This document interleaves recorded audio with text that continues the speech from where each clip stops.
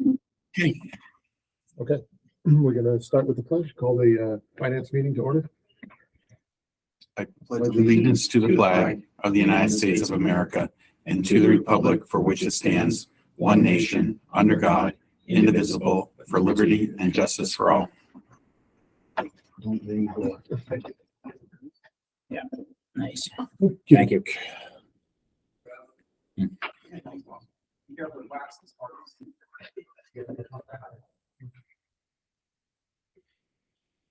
Exactly. All right. It's like that movie Elf. Oh, oops, we're live now. Sorry.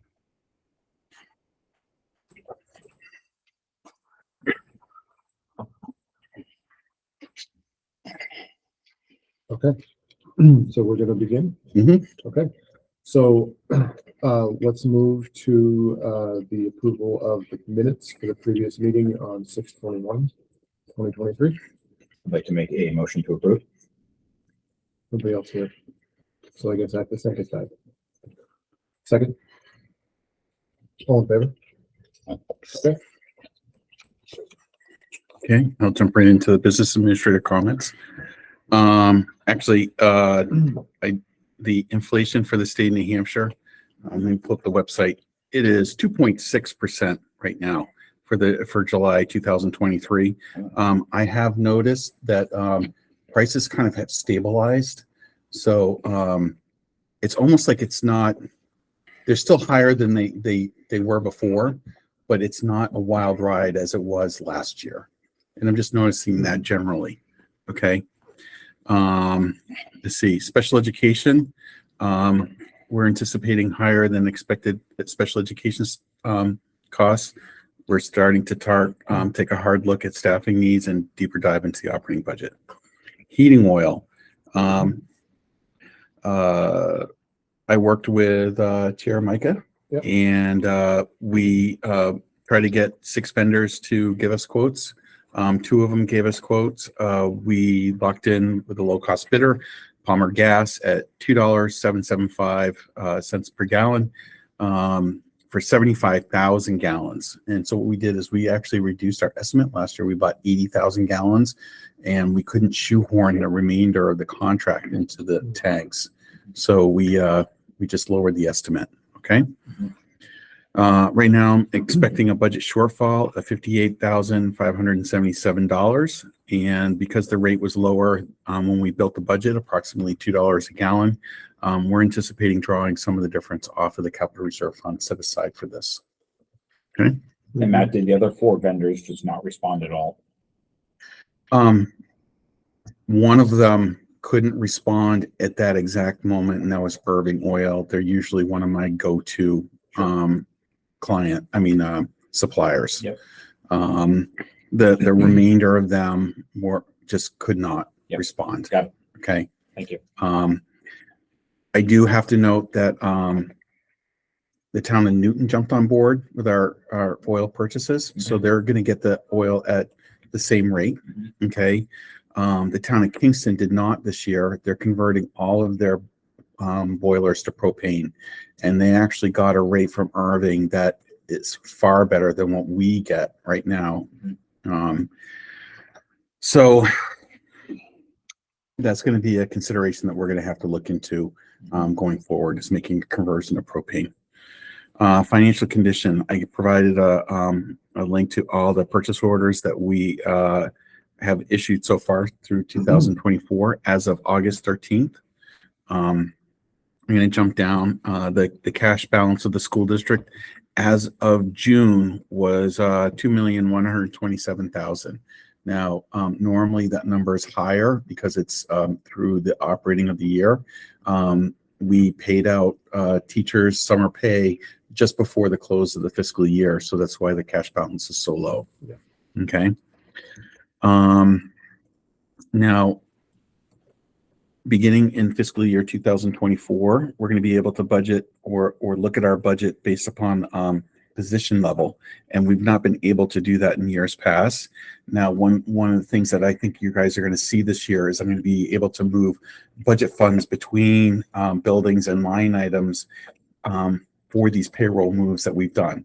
So tonight is going to be the first one where we're moving money, or I'm going to ask to move money for salary increases. It was budgeted for last year as one number, and we're moving it to the location where these people actually get costed out. Okay. The big thing though is it's going to be improved data for us to manage. Mhm. It's significantly better than where we have been before. And in my team, they've never seen this in the school district. And some of the people have been in the school district for like 16 years. Okay. So Matt, how's that different from what we've done in years past? In years past, we could budget based upon the position, but once the budget is built, the system didn't match up the budget with the position. Mhm. So when we charge people there, if someone said, how much are we spending on that particular line item for this particular people, I would actually have to go through this Manually find huge out. analysis. Yeah, and find Yeah. it. Okay. Okay. So it's the relational aspect is improved Yeah. between items, right? Right. I did put an example of the report in the drive. If you want to look at it, it's this raw data. And it lists out all the positions that are filled, what the budget is, and what we've drawn down from it. Okay. So that's my business administrator's comments. Okay. I'm gonna Move on to the business. the DOE 25. Yeah. Okay. So the DOE 25, the two reports are identical information. One of them goes to the Department of Education. The other one goes to the Department of Revenue Administration. Okay. I'm only going to focus my conversation on the DOE 25, the one for education. Okay. This represents the balance sheet and income statement for the school district. And it's by fund. So the first few pages are the balance sheet. The most important number in this is on the first page, and it's on the left-hand column. It's the bottom left-hand number. Total fund equity, total liability. Oops. Can I bring it up? My system won't really let me bring it up. Yeah, it's $681,796.72. Yep. That's what's going to get returned back to the taxpayers. Where's that? The unassigned fund balance. Right. Yeah. Unassigned. Oh, there it is. The Bottom of blue. Page one. Yep. Yeah, In the blue. blue. Okay. Okay. 681,000. Okay. So every year when this report comes out, go to that number because that's what's going to go on the report to reduce the tax rate. Yep. Now, 200,000 of that is revenues above estimates. Okay. Meaning. So when we set the tax rate, we have to put in a budgeted revenue. Mhm. Okay. And so what would come in would be unanticipated revenues. Like we got $169,000 back from the state of New Hampshire related to the New Hampshire retirement system did very well and returned some of the appropriation back to the school district. I have to record that as revenue. Yep. Because it's from the prior year. Mhm. Okay. Yep.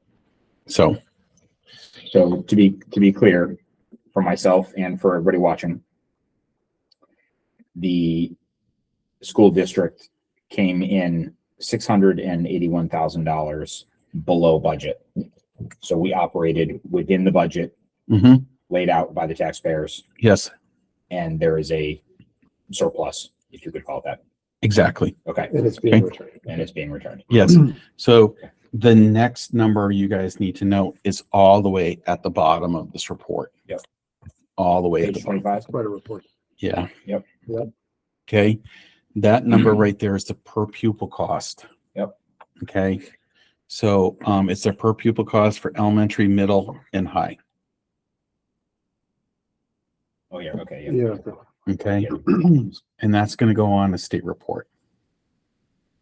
Okay. All right. And that is arrived at.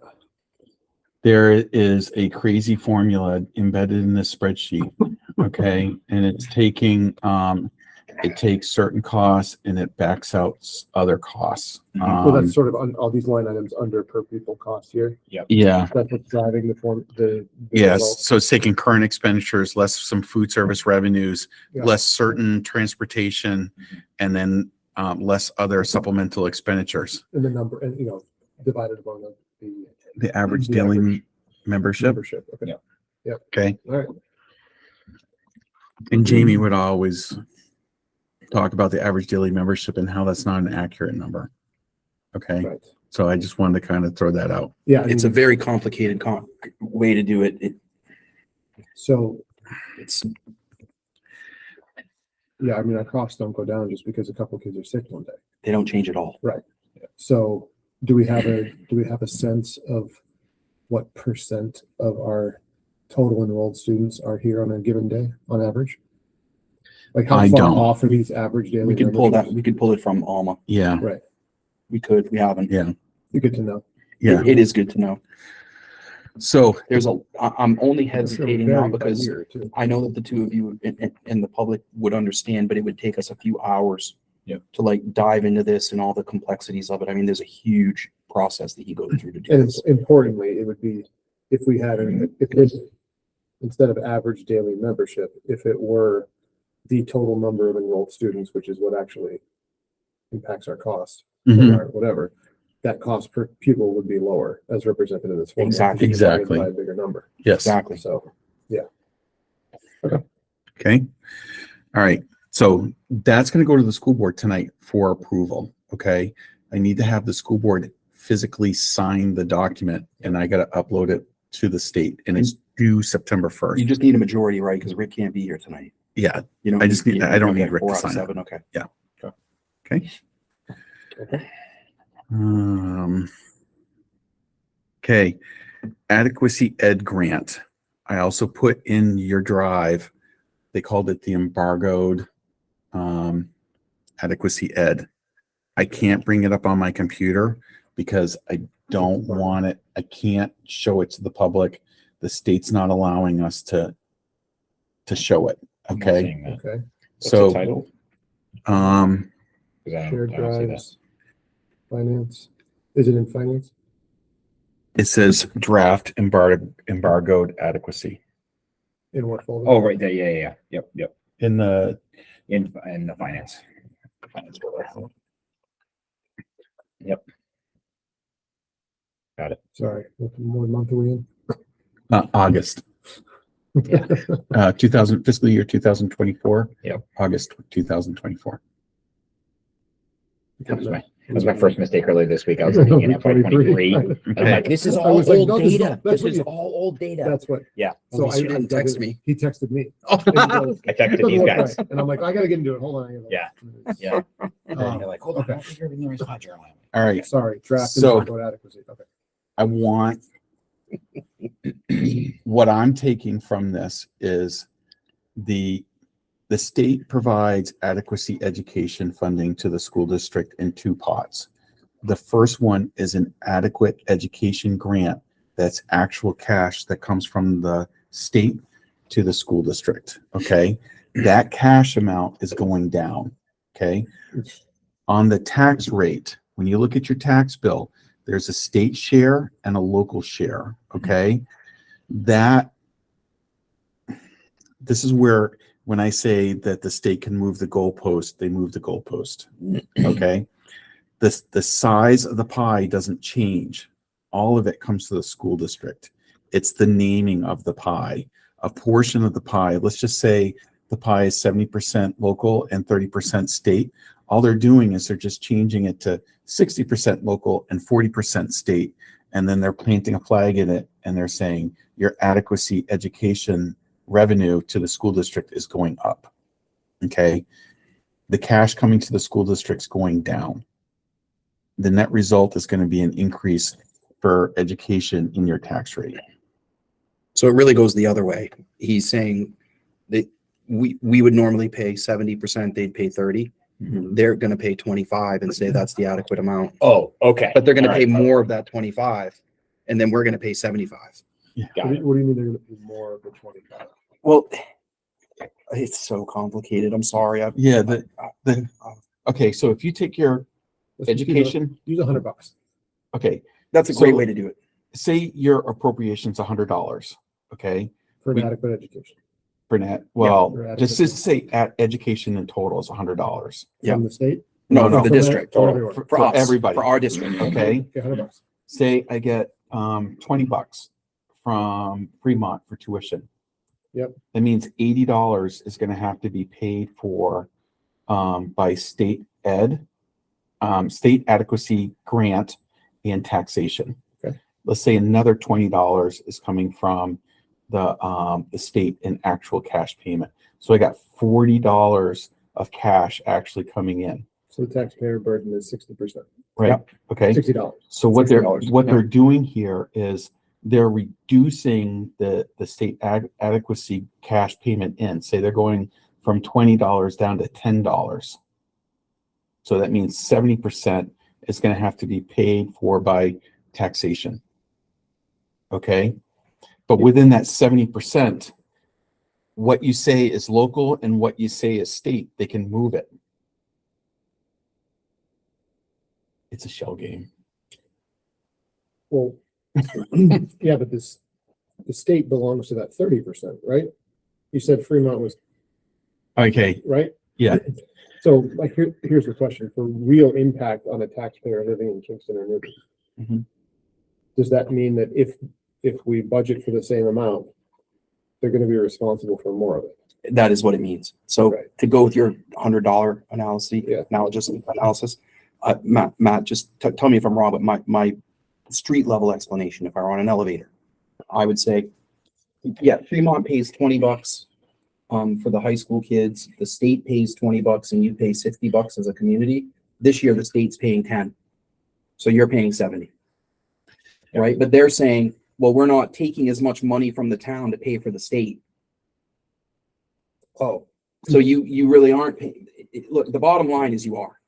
Yeah. Right? Whatever they say about it, whatever the spin is irrelevant. The bill has to be paid. Yes, And if they send us $10 instead of 20, yes, you're picking it up one way or the other.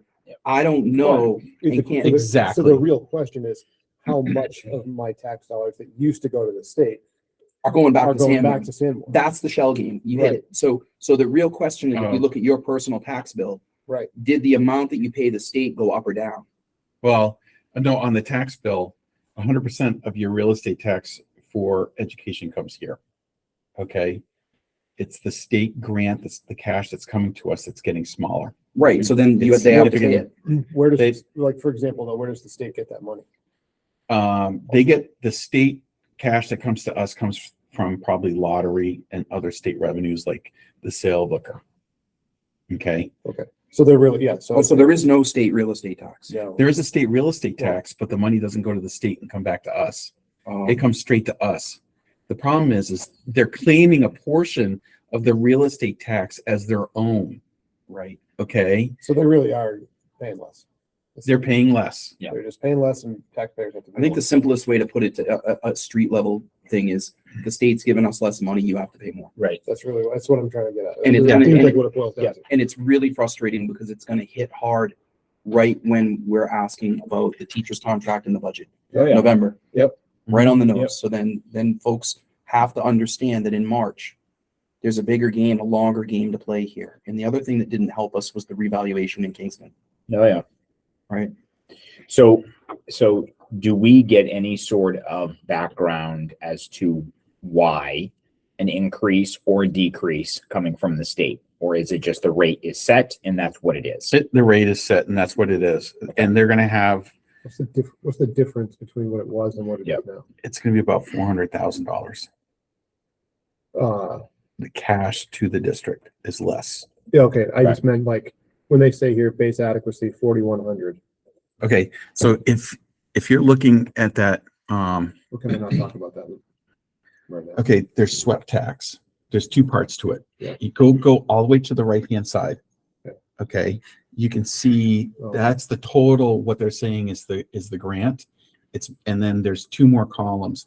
I think the next column over is swept tax, Mhm. or it's gonna be the adequacy ed. Mhm. Okay, The swept tax is what's coming out of your pocket in your real estate tax, and the adequacy ed grant is coming from their own cash reserves. Okay. Yeah, I'm just trying to be able to talk to people about it. If there's a breakdown like per student, Yeah. right? Like how much is the state giving in inadequacy dollars per student, for example? How much were they and how much are they now? I think that's a great idea. Right. The problem is that some of the part of what is so hard about this is that the year to year amounts change based on how much money we give back at the end of the year. So there's so many variables that go into that year to year analysis to just say, last year they paid this and this year they paid that. We could if you wanted to meet with Matt and I, the three of us could probably sit down and look at some numbers and figure out a way to do that in a way that's reasonable. I just want to make sure that whatever we do share publicly is backed up with sincere data, just to make sure that, because I don't want anyone to be confused with any kind of estimating. Right. Mhm. Right. Like it's important to be transparent. And some folks think that understandably that it's hard to understand. Right. Yeah, So I'm then trying they to get think about confused it. and they think we're trying to hide something, but we're not trying to hide anything. I'm It's just a very complicated thing to trying to explain. figure out how to make something inherently complex digestible. I love the $100 thing. Yeah. And we I'll might be try able to, I'm looking at Yeah. this thing, this embargo thing. I'm like, I'll try to Yeah. make a little slideshow to explain it. yeah. Okay. Because I think during a time when there's a lot of different financial impacts coming to, we have to have a way to talk about it. And Yeah. is this breakout, like I noticed Kingston's numbers are higher. So is this breakout based on a percentage, like the difference in Kingston and Newton? Is that a difference in students at the school? Yes, it's the latter. Okay. It's the student population. Student population. Okay. It's their resident student population. Got it. All right. Okay. There's my It's like very, All right. Jamie's laughing. we're 'cause glad. he's Jamie's, watching. yeah, Jamie. He's like, this is so Is he easy, washing? guys. He wants to- I don't know. It's not live right now. Mhm. It will. Yeah. that'd be funny. He's probably Okay. pretty sad.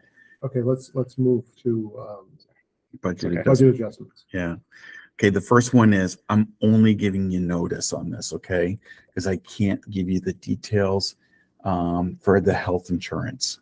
Okay. When we budget health insurance, we budget it as one giant number within the function. I now have to move it within the operating budget in more finite detail, but I'm not going to go outside of those function codes. So, for example, health insurance waiver hits a different line item than how it's shown up in the budget that gets voted on. Okay. I'm just letting you know, when you start seeing the budget adjustments, when I start posting them to this committee, you're going to see a big one where I'm moving out health insurance. Okay. So the next one is the non-union salary adjustments. All right. That one is broken out. So basically under the superintendent's budget, there's a pool of money that's set aside and approved by the taxpayers that can be that the superintendent can hand out to non-union staff. That's facilities, IT, and certain office staff. Okay. And what I did is I summarized it by where they're charged. The dollar, I didn't give you by the name of the person, but then I wiped out the salary adjustments.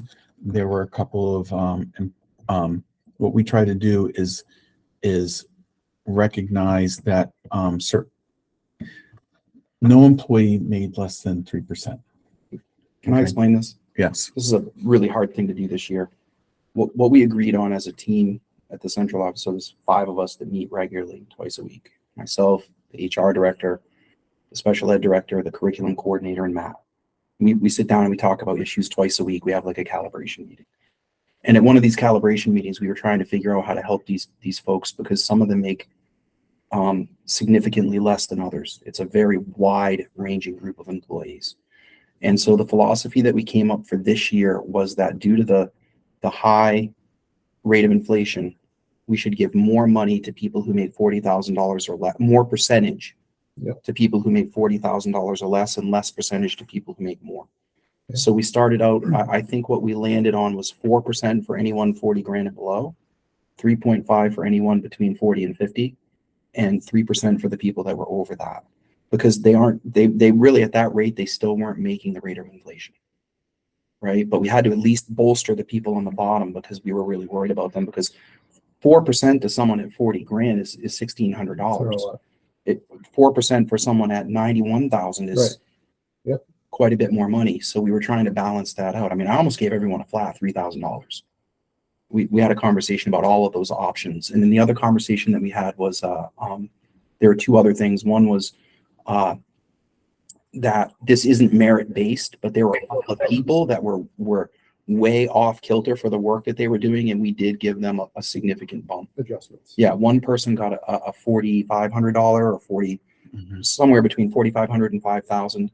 And I personally did that when I take full responsibility for it. She's doing a fantastic job and really was not paid appropriately for the work that she was doing. So we worked really hard. I think we came in at around $10,000 over. Yeah, and what I did, actually, it ended up being just under 6, and I'm taking it from the sliver of the difference between the New Hampshire retirement and what we estimated and what the actual came in. Right. So we found the money within the similar budget lines for the Yeah. 6,000. Thanks for telling me that. We haven't talked in a while because it's hard to do this when you're running rough numbers. Mhm. So once he ran the whole thing, but we had to get contracts out. And honestly, I almost came back and had a special meeting with you all because I'm worried about retaining some of these employees if inflation's at 8% and they're getting 3%. But there are some of them that are paid really on a higher level that I'm not worried about. Mhm. So it's more the people that are in that 40 to 50,000 range that I'm worried about. The inflation, when oil prices go up the way they did, how are they gonna? It just comes down to like, I mean, sincerely, my son is going into college. He's doing a temp job, $25 an hour. No benefits, Right. but $25 an hour. No experience right out of high school. So I'm experiencing it at my house with my son, let alone for someone that's working here annually. Now, granted, they get health insurance and it's a significant, we do really good by people. Our health insurance for paraprofessionals is better than anyone in the area. Mhm. Most places do single. We do full family at 80 something percent, 86% or Mhm. whatever. And I'm saying that in part for the camera because That if should be anyone, highlighted. if anyone wants to be Yeah. a para for Sanborn, Yep. the pay might be lower, the hourly pay, but the overall compensation package is way higher if you have a family. Mhm. Well, yeah, I just, I appreciate the fact that we're digging in and making sure that we're doing, we're focusing on equity, not necessarily equality, which is good. That's what I was looking Right? for. That is good. Just in terms of retention. So It's a step. And I Yeah. appreciate your support on that because it was a very difficult thing to figure out this year. Yeah. I think that we're going to have a conversation soon as a board and a team about, there are some folks that have been here a really long time and they're at the tip. They're making a lot of money for the role that they do. We're going to have some kind of an agreement about where it gets capped. Mhm. They can't infinitely get 3% forever. Mhm. If you work here for 30 years at 3%, you'd make as much as me. right. It's just crazy. Like I did the math for like 10 more years for one of the employees. And I'm like, you can't do this forever. Yeah, it just comes. So for the teachers, it levels out. You get to a certain point, you get $1,000 a year, like a longevity Mhm. payment. We have to figure that out for these folks that just fall under their own contracts. And the good news is, I mean, look, I want to be clear, we have awesome people and they make really good salaries for the role that they have. And we totally think they're great employees. The problem just is that you can't infinitely do 3%. So to be clear, so these non-union salary adjustments were budgeted As one number. as one number, Mhm. and this is so This is as I $6,000. see this, right, as I hear this for the first time, it's like, hey, we decided we've got some good people and we're going to throw them some cash. Like this was not done willy-nilly. This is a process that happens every year. It was Very it was carefully. budgeted in Yes. the process. There is a Yes. team that lays this out. Yeah. Okay. Yes. All right. Yep. Okay. And we found the money for the additional 6,000 Right. because of the Through New the Hampshire retirement. Yep. And if we didn't, we would have gone to health insurance. Got it. Right. Like Okay. we have spots that we look. You can grab from. Yeah. Right. There's other things going on. If we have time, I might want to do a short non-public at the end. Sure. Okay. But this is the gist of it. Public wise, that's what Yep. happened. Yep. I want, because when I read that, there's like a little, my hair stands up on the back of my neck. I want to make sure others know this was not some willy-nilly. Yeah, Yes, exactly. not at No, all. no. Yep. Thank you. Okay. So I just need your Thank you for approval. that. That is good. Yeah. Okay, so we need somebody to, I gotta go back, sorry. Sorry, Matt, what do we need here? Approval on I this. need a motion to approve the non-union salary adjustments. Okay, motion to approve the non-union salary adjustments. Second. Discussion. All in favor? Okay. Both. Yeah, and thank you both for working that, You're welcome. because we want to retain good people. Yeah. This is an incredible district to work. I talk to people from all over the place. And this is an incredible district to work. And the fact that we are constantly working to compensate our people to keep them here should be noted. Yeah. So thank you. Thank you. Great. Okay. Let's move to old business. Okay. We already spoke about inflation. We're going to jump to the trust fund balance. Balances, yep. Okay. So these are the June balances. The July statements literally came in, I think, in the last couple of days. Okay. The Special Education Expendable Trust Fund as of June 30th has $248,425. The Capital Improvements Maintenance and Capital Reserve Fund as $332,766.32. The Unanticipated Educational Expense has $257,741.18. The unanticipated utility costs, $77,294.25. And then facility use revolving fund has $168,878.57. And then finally, the contingency fund, $612,840. With a total $1,697,945. Okay. And then I don't have any manifest questions for this meeting. And if there's any questions, I'll address them at the next meeting. Okay. And I'd like to go into non-public for the last 15 or 20 minutes for the purpose of discussing personnel or financing for personnel, I guess would be the We have to just see if there's public comment, but it seems that we have no members of the public. Mike, if I one quick thing, really quick. So, Matt, the manifest questions, you said that you were going to create a document, although none this time for future use. Have you done so? Yeah, the document's created, so there's a link on the agenda, so Okay. you can put stuff in there. Okay, thank you for doing Okay. that. Yep. Yeah. Because I don't want to be sending you stuff, and then That is I always possible. wondered how those were sent and where Yeah. Jamie put them. I'd like to have one repository that That'd way be we're good, not 'cause then double we can- asking. Yeah, then we can both see what Yep. each other's questions Yeah. are. And, Yep. You know, Perfect. Yeah. be good. And don't feel like you're stuck with the manifest from since the last meeting. Yep. Feel free to start from the beginning and work your way. Sure. Yeah. You know, there's no time crunch. Okay. And you guys I specifically asked the business office in July to make sure that you received them in advance so that you wouldn't be per our Yes. conversation. That's Yes. very important. If that Yep. doesn't happen, Yep. I want to know. Thank you. Because it's important to me that the community's voted Yep. elected officials have an opportunity to carefully review manifests before Yep. signing them. And I appreciate, I know that's a little bit of an extra lift for everybody, but I appreciate that. That transparency is important. It is. And also, honestly, you guys catch stuff. Yep. And we're like, Mhm. oh Yep. yeah, wow. Hey, because we're looking at it too, but it's a lot of stuff. Oh, yeah. So it is a always lot. helps to have extra eyes. So Yep. thank you for that as well. Absolutely. We're going to go into a non-public before the, Yeah, why don't we go into a non-public Going for the to purpose of non-public, this meeting? Yep. Okay. and is that, I have a question. Yeah. A procedural question. I'm Yeah. good with this. Is that RSA the same? Mhm. It's the Yes. same RSA, right? Mm-hmm. Okay. You want me to So- read it? Well, I have it in front of me. Go Okay. ahead. You want me to go ahead? Yeah, go ahead. Okay, so it's RSA 91A:3, Roman numeral 2, C and K. So I will move that we go into non-public in accordance with RSA 91A:C, Roman numeral 2, C and K. Is that, you have to. Yep. After second. Second. Okay. No discussion, all in favor? Okay. All right, let me stop this.